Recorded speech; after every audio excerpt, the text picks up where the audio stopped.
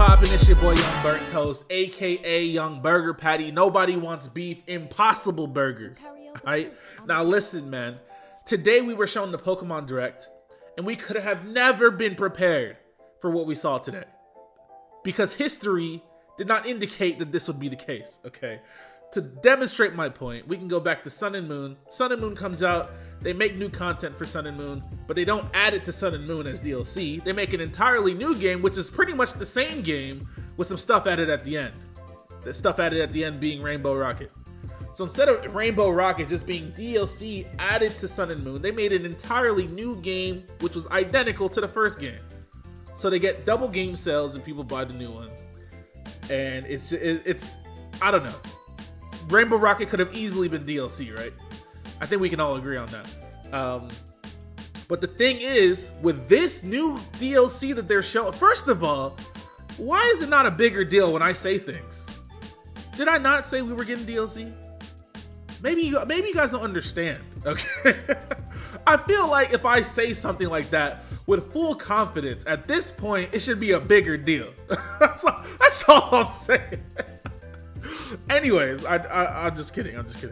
Anyways, what I'm saying is it was fully shocking that they actually decided to put actual DLC in the game, because we were all expecting the new game or whatever the next game was to be the DLC or the, you know, extra content or, you know, whatever the hell they normally do. But they're actually putting actual DLC. There's more content, there's more things to do, there's more gym leaders, there's more areas to explore. And they're even bringing back some older Pokemon. Over 200 of them, including the legendaries. So we were all lied to. 9 times out of 10, 99.9% of the time, the data miners get everything right.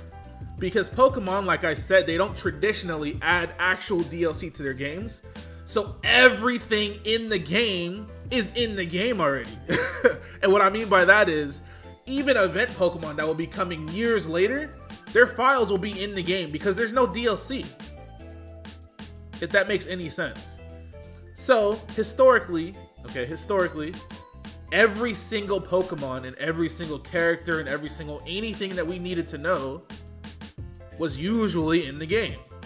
So this time around, when we saw the decks and we saw the Pokemon that were in the game, we just assumed that was it. Come to find out, there's a whole bunch more Gigantamaxes.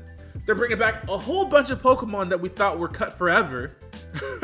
There's more characters, there's more places to go, there's more legendaries, there's brand new legendaries. It's incredible.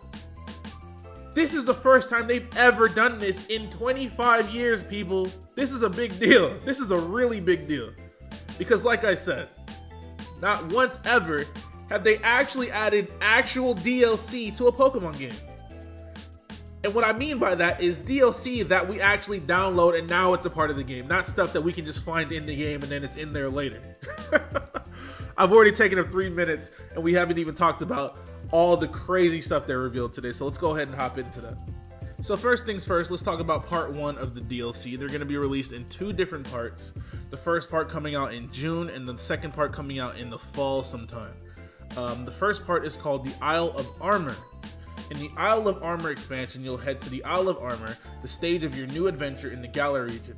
The Isle of Armor is a giant island full of environments not seen in Galar before.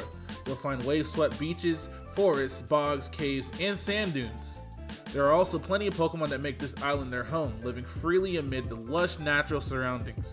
There's even a dojo here that specializes in some very peculiar training styles. You and your Pokemon will take up an apprenticeship under the master of this dojo and train hard to become even stronger. So they showed this in the trailer, and it looked pretty incredible.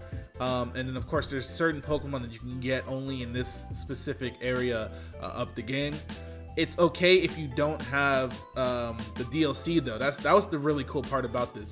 The updates that come with this DLC are still going to affect all players, which means that you can still trade. I can still trade you the new Pokemon that come in this DLC bundle. I can still trade these Pokemon to a person that doesn't have the DLC. So basically what I'm saying is if you want to obtain these Pokemon, you don't have to get the DLC. You can just obtain them from another player that has access to it. Part 2, the Crown Tundra. The Crown Tundra expansion is set in a snow-swept realm of the Crown Tundra. See for yourself the beautiful scenery of the shining, silvery landscape. In this frigid area with its jagged winter mountains, people live in small communities where they support and rely on one another. A certain person will appoint you as the leader of the exploration team in the Crown Tundra. You'll then be tasked with investigating the reaches of this frozen land. And remember that Pokemon dens you've only been able to glimpse during the max raid battles, well, now you'll be able to explore their full depths. Okay, so apparently we'll actually be able to walk through these max raid dungeons, these Pokemon dens. I don't know what the hell that's about. They did kind of show it in the trailer. I need to watch the trailer again. It had a lot of information in it, and I really need to go over it one more time. But apparently there's a crazy legendary that you can catch in this part of the DLC. And once again, you don't need the DLC to obtain these Pokemon. You can actually just have somebody trade them over to you. Next up, we're talking about the expansion pass. The expansion pass is basically the thing you buy that allows you to get the DLC. Okay, so you pay $30 for the expansion pass, and then from there you can actually play both DLCs when they actually drop. Okay, so you can buy it right now. I'm not trying to advertise for these people, I'm just letting you guys know. They ain't paying me shit. But yeah, you can buy it right now. I actually pre-ordered it already because I'm gonna get it anyways because I gotta make the content. And then sometime during June, the first part of the DLC will drop, and then sometime during the fall, the second part of the DLC will drop. And there's free updates with these DLCs even if you don't get it. And what that means is all the new Pokemon that come with these DLC packs, like I said, there's going to be over 200 Pokemon. If I didn't say that, I'm saying it now. There's going to be over 200 Pokemon added to the game with these DLC packs. But more importantly, Pokemon Home will be out by then, I think. And what they said during the actual trailer was that if you have Pokemon in Pokemon Home that are also in these DLC packs, basically when these DLC packs come out, they'll be adding those 200 Pokemon to the Pokedex, which means that you can actually bring them in from Pokemon Home. So if you have these same Pokemon from Pokemon Home, you can actually transfer them to your game regardless. Another thing they added, which is actually available right now, is Galarian Slowpoke. Apparently this Pokemon can evolve into Galarian Slowbro and Galarian Slowking, and I think they share a Dynamax form. I'm not sure, or not a Dynamax form, or Gigantamax form. Pretty sure they share a Gigantamax form just based on what I saw in the trailer. And the best part about this DLC is that you don't have to restart your game. Because pretty much, like I said before, like in the case of Ultra Sun and Moon, it's the same goddamn game. They just added barely anything. But you're playing the game from scratch. Whereas you would have been able to just play Rainbow Rocket from the jump in today's day and age, I guess. But whatever. At least we have the option. And now we get to talk about the Pokemon that will be joining us in these DLC packs. First thing first, okay, we're not going to talk about the brand new Pokemon. We're going to talk about returning old Pokemon. There's a Volcarona on this screen right now. That's all I need, bro. Magnezone? Chansey? Oh my goodness. Say it ain't so, bro. Look at this. Volcarona is a demon. Chansey? Demon. Magnezone? Don't get me started, bro. They're bringing back old Pokemon. This is what we wanted, right? Now, they're not bringing them all back. But maybe they'll bring back even more in the future. Who knows? It's weird that they pretty much told us they weren't going to do this. But I'm pretty sure they wanted to keep this a surprise. But how would they have not spilled the beans if they were not trying to spill the beans? If they're being asked directly about these Pokemon. And then, of course, in the Crown Tundra side, you can actually see Garchomp and Matang. Oh my god. Matang and Garchomp. Oh my. Wait, is that even Matang? Which one is that? That's, I forgot the first one. Beldor? I don't fucking remember. I just know he evolves into Metagross, okay? And then, of course, we have Garchomp. People are saying Garchomp might get Dragon Dance just because Dragon Dance is a TR, but I don't believe that. But either way, incredible Pokemon. Incredible. This is incredible, bro. Now we can talk about the brand new Pokemon. Cubfu is the first one. In the Isle of Armor, Cubfu will make an appearance. This Pokemon isn't normally found in the Galar region. Rather, the Cubfu you meet comes from a faraway land. You'll train alongside Cubfu, honing your skills together. Wait, what do you mean a faraway land? Where's he from? What do you mean? Is there another region? Is there another region in this game? What do you mean a faraway land? Where did he come from? Damn it. A serious Pokemon dedicated to its training. He's the Wushu Pokemon. He's a fighting type. He has Inner Focus. Inner Focus is actually a lot better in this game. You can't flinch and you can't be intimidated. So it's actually a very good ability now. A serious Pokemon dedicated to its training. This Pokemon is hardworking and strives to train both its body and mind. It uses each defeat as motivation, training itself with even more vigor after a loss in order to grow stronger. It has an organ that produces fighting energy in its lower abdomen, and before heading into battle, it will increase this energy through unique breathing techniques and intense focus. It dwells in distant mountains. Wild Kubfu live in mountainous areas far away from the Galar region today, but it was once a species that called Galar its home. Okay, so it is from the Galar region. It's noted in historical texts that this species used to head to uncharted lands with people as they set out to trade or explore. Records suggest that the Kubfu living in faraway mountains today may have descended from Kubfu that became naturalized to the distant lands they visited in their journeys. Okay, that makes sense. Now, Kubfu apparently evolves into Urshifu. Urshofu? Yes, sir! Kubfu will evolve into Urshifu after it has undergone sufficient training. It seems that Urshifu has two forms, a single strike style and a rapid strike style, and it appears that each form has different types as well. So I don't know how that's possible. They look exactly the same. No, I'm kidding.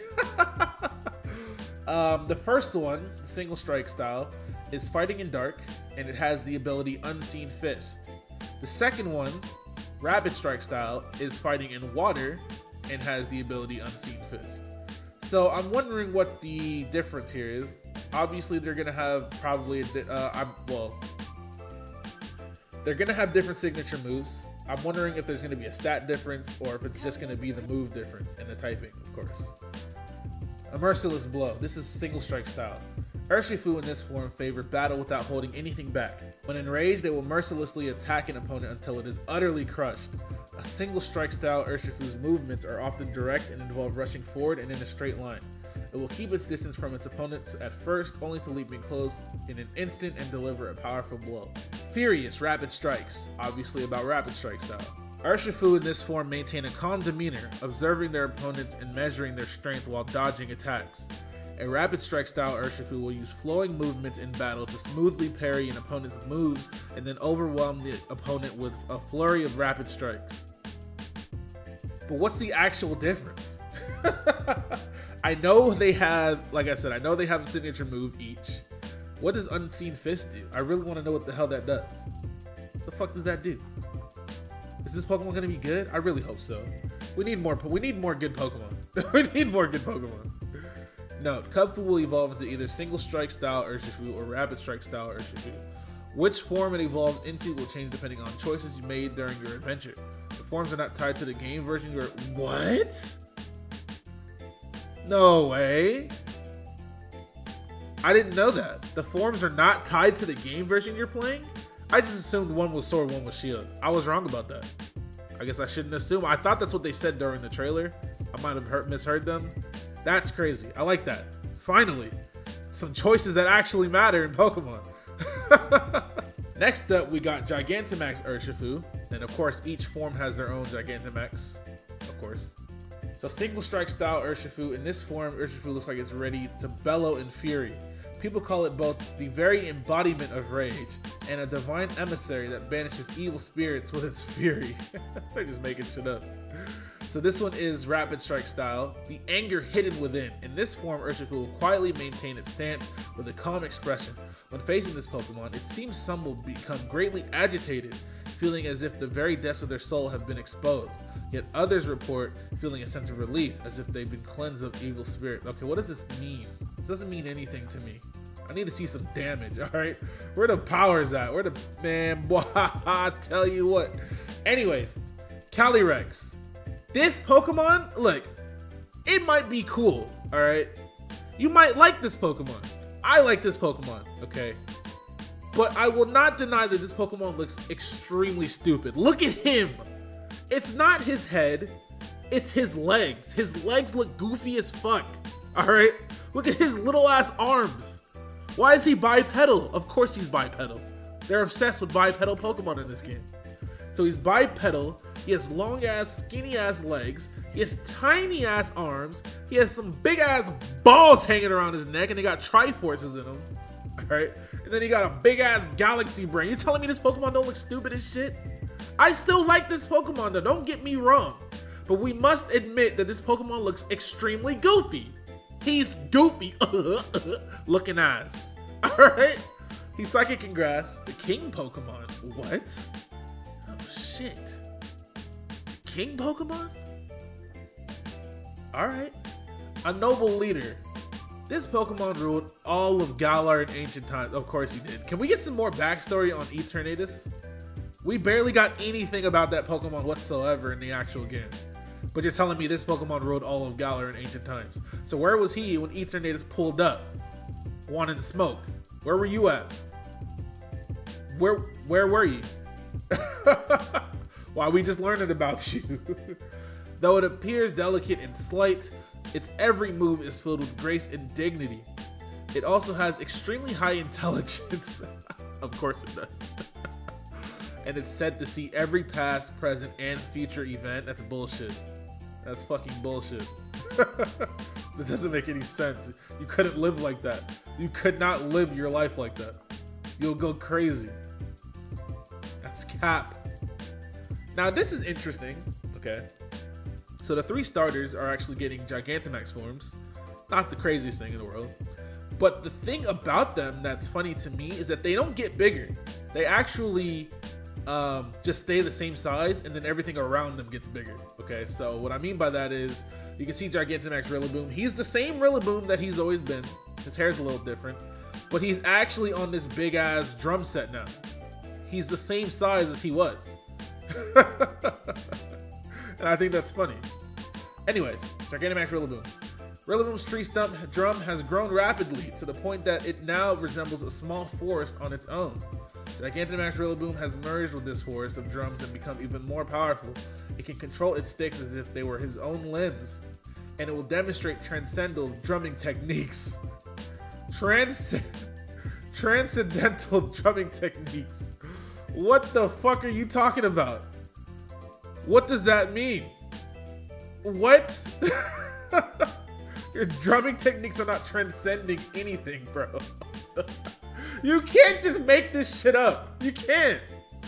Beats that can cross seas. Gigantamax Rillaboom will focus completely on playing its drums, compelled by the power welling up inside it. The sound can reach across oceans and be heard by those living in other regions. It's said that those who hear the beat will begin to dance uncontrollably, overwhelmed by a rhythm that surges up from inside them. Okay, but what about the signature move though? We're not getting no signature moves? Alright. Next up, we got Gigantamax Cinderace. So this is yet another Pokemon. He's pretty much the same size, but now he's on a big ass ball. Like, what's going on there? What is that big ass ball? A gigantic Pyro Ball. That's what it is. The burning ball at Cinderace's feet has grown to massive proportions thanks to Gigantamax energy.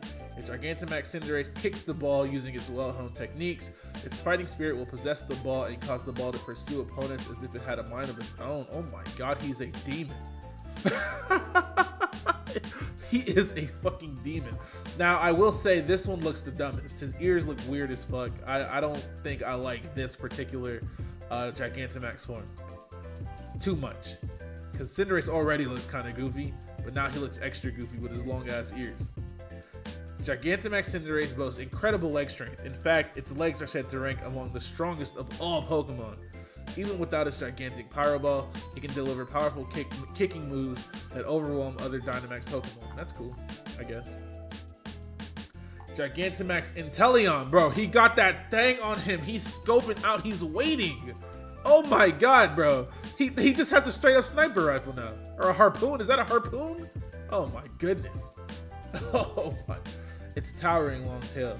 Inteleon has gained an extremely long tail thanks to Gigantamaxing. The tail's length is said to be over 130 feet.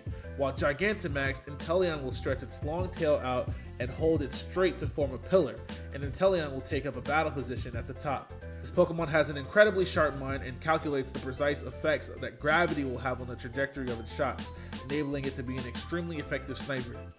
Now, I'm hoping that this move is kind of like a G-Max move or a D-Max move that has the power of a D-Max move but can still target anybody.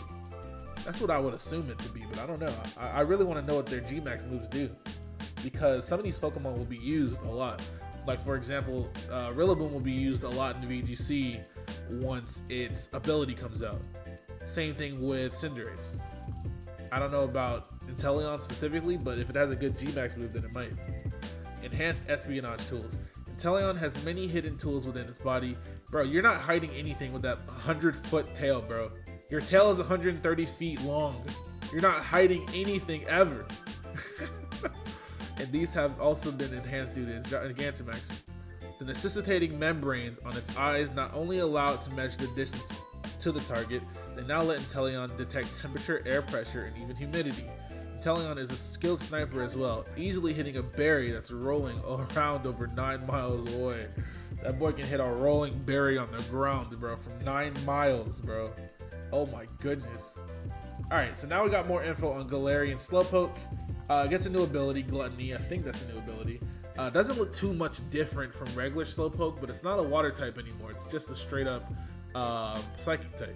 The alluring Galarica Spice. The Slowpoke of the Galar region used to eat the seeds of a certain plant that grew in their habitat, as this was their favorite food. These seeds were in fact Galarica seeds, used to this day as an essential spice for cooking. The Slowpoke and Galar built the particulars of this spice in their bodies over several generations, eventually gaining the unique appearance and behavior they are known for today. Days spent zoning out. Galarian Slowpoke spend their days wallowing on seashores and riverbanks without thinking about anything in particular. Once in a while, they might get a very sharp look in their eyes, but they will soon revert back to their zoned out expression. It's thought that this behavior is caused by the accumulated Galarica particles stimulating Galarian Slowpoke's brain, resulting in it thinking of something tremendous, only for the Galarian Slowpoke to immediately forget what it had just thought of. Tremendous, bro. And then, of course, we have the Pokemon that aren't shown on the Pokemon website. We saw Gigantamax, Zapdos, Moltres, Articuno. They all look sick, especially Zapdos. To me, Zapdos is easily my favorite one out of the 3 normally. And he's easily my favorite one out of the 3 that are Gigantamax. Okay. And then we saw Gigantamax, Venusaur. We saw Gigantamax, Blastoise. Because, of course, the Gen 1 starters got to get some love. I think we even saw some brand new Regis. We saw some brand new Regis, I'm pretty sure of it. They were either Gigantamax Regis or they were just straight up brand new Regis. And that is incredible. Who would have ever thought some new Regis would pop up? I don't know what these are. I don't know what these are. But it's crazy, okay? It is just incredible. What is going on? I'm so curious as to how these things even came about. What's happening? What's happening, bro? Next up, we got brand new characters that are going to be pulling up, for lack of a better term, in these expansions. All right. First things first, in the Isle of Armor and the Crown Tundra, we'll actually be able to pick up new outfits, and you guys are going to see they're pretty clean. Okay. The first one has like a kind of I don't know the kind of theme that this is. I wouldn't know what to call it. I guess it's just special training gear or whatever. And then, of course, in the Crown Tundra, we'll have like a snow theme where we're gonna be, you know, trekking through snow and mountains and stuff like that. But we have some new characters as well. Mustard. Mustard will appear in the Isle of Armor and will be responsible for your training. He's a legendary trainer who held the seat of champion for an astounding 18 years, back before Dynamaxing was incorporated into battles of the Pokemon League. His record has yet to be beaten. In fact, Champion Leon himself trained under Mustard, and Mustard was the first one to recognize Leon's latent talent. Wait, you're Leon's teacher? So you gotta be the truth then. Because Leon is that dude. Leon is the best champion ever. And you were his teacher? Oh no, yeah, you gotta teach me. Straight up, even though I'm the GOAT, but still. Next up, we got 2 more characters. The first one appears if you have Pokemon Sword, and the second one appears if you have Pokemon Shield. They're actually able to be seen right now. If you go to the train station in the very first city, you can actually meet these people, and that's actually also where you get Galarian Slowpoke. So try that out. I already did it. Caught my Slowpoke. I met Avery because I was playing Pokemon Shield. He has balls floating around his head. Don't worry about that. And of course, Clara is apparently a poison type gym leader. Wait, are these gym leaders? I think they're gym leaders. But apparently this is not it. The Pokemon website says there will be other interesting characters appearing in the Isle of Armor and the Crown Tundra in addition to these two. We hope you're looking forward to meeting new faces in these new areas. So they got stuff planned for us pretty much, which is pretty cool. Next up, we got some new clothes to spice things up, finally. You know what I'm saying? Because there's not a lot of clothing options. Honestly, there isn't. At least not for the boys, I feel. But now we can look just like the chairman if we want. Is that one of them African hats on that second dude? And then, of course, the female trainer can look just like Marnie if she wants to. But I don't know why you would want to, but I mean, you're pretty much Marnie if you look like that. There will be over 100 new clothing items added? Really? 100? Half of them gonna be whack. So 50? I'm just playing. That's gonna be it for this massive, massive update.